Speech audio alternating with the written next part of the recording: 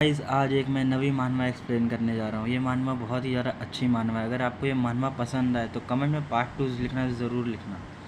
और ये पुरानी जो मानवा थी, अगर आप वो भी देखना चाहते हो तो मेरे चैनल पे मिल जाएगी। और मैं इतने दिनों से इसलिए गायब था क्योंकि मुझे कुछ काम थे, मेरे एग्ज़ाम थे। गाइस ये मानवा बाकी सारी मानवा से बहुत ज़्यादा अलग है। ये कहानी की शुरुआत में हमें दिखाया जाता है कि हमारी मेन कैरेक्टर को उसके फादर कोई गिफ्ट दे रहे होते हैं ब्लाइंड फोल्ड करके। तो वो अपने फादर से पूछती है, फादर ये गिफ्ट क्या है? तो फिर वो फादर बोलते हैं कि तुमने जो यूनिवर्सिटी में जा गए हो तो वहाँ पर के लिए तुम्हारे लिए गिफ्ट है।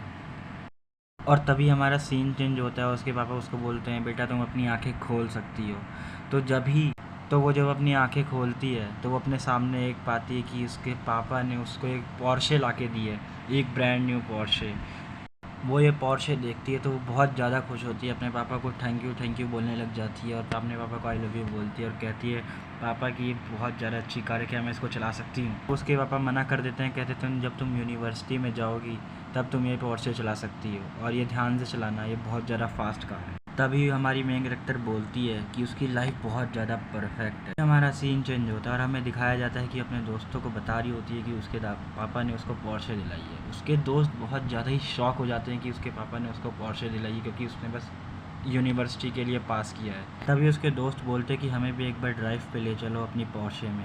पर तभी वो बोलती है कि ये थोड़ा मुश्किल होगा क्योंकि अभी मैं उसको ड्राइव नहीं कर सकती, मेरे पापा ने भी उसको मना किया वो गाड़ी चलाने से। और इन्हीं सब बातों के बीच में हमें पता लगता है कि हमारे मेन कैरेक्टर का नाम सुहा है और उसके पापा इस सिटी के पूरे मेयर हैं और वो बहुत ज़्यादा ही अमीर परिवार से आती है। और तभी सीन चेंज होता है और हमें किसी के पैर दिखाए जाते हैं और जो बोलता है कि ये लो जो तुमने बोला था। तभी वो सुहा देखती है कि वहाँ पर, और वो बोलता है कि सुहा ये लो वो रामेन जो तुमने मेरे से मंगाया था। बोलती है थैंक यू ह्योंगवू। तो हमें पता लगता है इस कैरेक्टर का नाम ह्योंगवू है। वो रामेन देखती है और वो सुंगवू को बुलाती है कि ह्योंगवू इधर आओ। तो वो बोलती है कि मेरे को याद है कि मैंने स्पाइसी रामेन बनाया था और तुमने ये कौन सा रामेन लेके आए हो? तो ह्योंगवू बोलता है कि वहाँ पर कन्वीनियंस स्टोर में कोई और रामेन नहीं था, आई एम सॉरी, मैं माफ़ी मांगता हूँ। फिर सुहा बोलती है कि अच्छा ठीक है, पर ये रामेन मेरे को बिल्कुल पसंद नहीं है। सुहा बोलती है कि शायद तुमने इसमें थूका हो, पर वो बोलता है कि मैंने इसमें नहीं थूका है। तभी ये सोचते हुए कि हाँ ठीक है, यूँ सुहा बोलती है। फिर वो उस रामेन में थूक देती है, बोलती है कि मैं इस रामेन को बिल्कुल नहीं खाने वाली। और वो ह्योंगवू को बोलती है कि ह्योंगवू तुम इसे खाओ जल्दी से। ह्योंगवू बहुत ज़्यादा अजीब सी शक्ल बनाने लग जाता है क्योंकि ऑब्वियस सी बात है, अगर कोई उसको थूके हुए रामेन खाने को बोलेगा तो ऐसे ही करेगा। पर वो बोलती है क्या तुम ये खा नहीं रहे, क्या मैं इतनी गंदी हूँ? तो फिर कहती है क्या मैं गंदी हूँ? तभी वो एक बंदे को आवाज़ लगाती है, जीहो को। और जीहो इस पूरी क्लास का बहुत बड़ा बुली होता है। सुहा उसे बोलती कि मैं बहुत ज़्यादा दुखी हूँ। कहती है कि ये ह्योंगसू मेरे को सोच रहा है कि मैं बहुत गंदी हूँ, तो तुम मुझे किस कैसे हो रहे हो अगर मैं इतनी ज़्यादा गंदी हूँ तो फिर। तभी वो जियो बहुत ज़रा गुस्सा हो जाता है कि सुहा गंदी है, इसने ऐसा बोला। और बेचारा ह्योंगवू बोलता है नहीं नहीं नहीं, मैंने नहीं बोला है। पर तभी भी उसकी कोई बात नहीं सुनता, पर दोनों में लड़ाई हो जाती है और जिहो ह्योंगसू को बहुत पिटता है। पर सुहा इन सब चीज़ों के मज़े ले रही होती है। जिहो ह्योंगवू को बहुत ज़्यादा फोर्स कर रहा होता है वो रामेन खाने पे, पर वो हमारा ह्योंगवू वो रामेन नहीं खाना चाहता। पर वो बोलता है फिर हम इसमें अब क्या कर सकते हैं इस रामेन, अगर तू नहीं खाएगा तो। वो बहुत ज़्यादा ही ईवल सी स्माइल करके बोलता है अच्छा ठीक है, फिर उसको बहुत ज़्यादा मारता है। और सुहा ये सब देख के बहुत ज़्यादा स्माइल कर रही होती है। फिर वो सोच रही होती है कि एक अच्छा बॉयफ्रेंड है मेरे पास और सारे के सारे दोस्त हैं और मेरी स्कूल लाइफ बहुत ज़्यादा ही अच्छी है, मेरे सारे दोस्त मेरा बहुत साथ देते हैं और हर किसी के साथ मेरी बहुत ज़्यादा बनती है, मेरी स्कूल लाइफ बहुत ज़्यादा ही परफेक्ट है। अभी हमें उसके और उसके फादर की चैट दिखाई जाती है जहाँ पता लगता है कि उसके फादर आज बहुत लेट से घर आने वाले हैं और वो ये सोच के बहुत ज़्यादा खुश होती है। और हमारा सीन चेंज होता है कि वो पोर्शे चला रही होती है अपनी, जो उसके फादर ने उसको गिफ्ट की होती है, और बहुत ज़्यादा ही खुश होती है और बिल्कुल नर्वस नहीं होती क्योंकि उसको पता है कि उसके फादर आज नहीं आएंगे घर।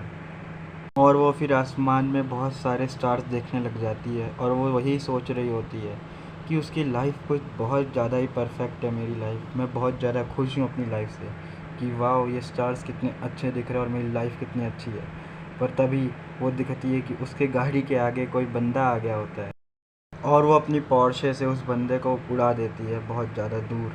और वो सोचती है कि उस बंदे की शायद अब डेथ हो गई है।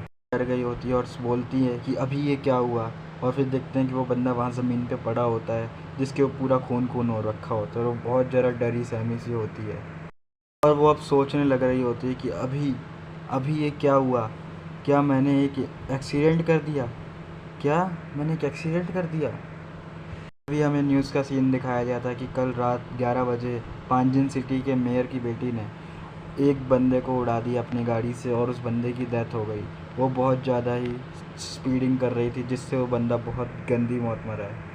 अब उसको जेल में ट्रांसफ़र किया जाएगा क्योंकि उसने इतना बड़ा क्राइम जो कर दिया है।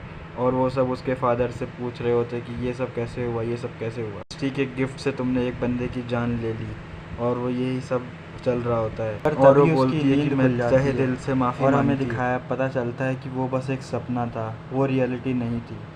और वो बहुत ज़्यादा डरी होती है, पर हम वो कुछ लिख रही होती है एक टेबल पे बैठ के, और वो यही सब बातें कर रही थी कि ये बहुत ज़्यादा अच्छी बात है। फॉर्चुनेटली वहाँ पर कोई था नहीं, कोई सीसीटीवी नहीं था, किसी ने देखा नहीं कि मैंने इस बंदे को मार दिया है। उसने नोट लिख रही थी, उसमें लिखा होता है कि पापा मैंने गाड़ी को जल्दी से गेट पे मार दिया, जिससे कि ये गाड़ी का ऐसा हालत हो गया। और तभी हमारा सीन चेंज होता है और स्कूल के गेट के सामने वो खड़ी होती है अपनी क्लासरूम के सामने, और वो बहुत ज़्यादा डरी होती है कि सब सोच रहे होंगे कि वहाँ पर हिट एंड रन हुआ था, और वो सोच रहे थे कि सुआ की सुपर कार का क्रैश था, सुआ ने ये सब किया है, ये सब उसको ब्लेम कर रहे होते हैं। ये सब सुआ सोच रही होती है बहुत ज़्यादा डर के, और यही सब चल रहा होता है। पर सुआ बहुत ज़्यादा दम से अपने क्लासरूम में एंटर करती है, और तभी देखती है वहाँ पर सब कुछ नॉर्मल होता है। उसके सारे के सारे दोस्त बस बात कर रहे होते हैं म्यूज़िक वीडियोस की, ये सब की, और किसी को कुछ पता नहीं लगा होता है कि क्या हुआ है, कब हुआ है, क्यों हुआ है। अब ये सब सोच के बहुत ज़्यादा खुश हो रही होती है कि वहाँ पर अभी सीसीटीवी नहीं था और किसी ने कुछ नहीं देखा, किसी को कुछ पता नहीं लगेगा कि ये कब हुआ, क्या हुआ। तो इसलिए वो बहुत ज़्यादा सेफ़ है, और सब कुछ चेंज वही चल रहा होता है जैसे चलता है, और कुछ चेंज नहीं हुआ होता। और फिर वहाँ पर वापस से योंगू आता है जो उसके लिए रामेन लेके आता है, उसको रामेन देता है। गाइस मैं बता रहा हूँ, ये सुआ ना बहुत ज़्यादा हरामी लड़की है। ये बहुत ज़्यादा यूनो की जो क्लास में लड़कियाँ होती हैं वैसी लड़की है, बहुत बेकार लड़की। तभी हमें दिखाया जाता है कि सुहा के फ़ोन पे एक मैसेज आता है, और वो अपना फ़ोन खोलती है, और वहाँ पर एम नाम के एक बंदे का मैसेज आया होता है, फेयरवेल।